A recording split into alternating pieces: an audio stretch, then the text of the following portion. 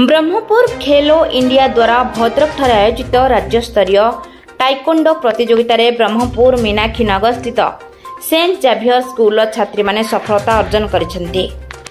एथिलागि समस्त छात्री मानकु school chairman अध्यक्ष केसी पंडा, निर्देशक कुणाल कौशिक पंडा, राहुल राज पंडा और आंबपुआ स्कूल अध्यक्षा उषा पटनायक शुभकामना सह शुभेच्छा जणाइछंती। एही प्रतियोगिता रे जेवियर स्कूल 11 जन छात्री अंशग्रहण करथिले।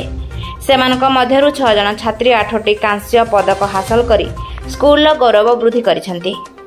तेजल पाणिग्राही 2टी कांस्य, सुधाम इपाढ़ी 2टी कांस्य, सिमरन गौड़, डी अखिल, सस्मिता समिता प्रमुख गोटिए गोटिए कांस्य पदक हासिल करी एपरी सफलता हासिल करिसेंती। छात्री मानक सफलता लगी स्कूल शिक्षक शिक्षयित्री माने खुशी अनुभव करने सह छात्री मानकु अभिनंदन जणाइछंती। परिचय देले सर कोन है सर कथ मु K C Panda principal Saint Xavier high school Meenakshi नगर।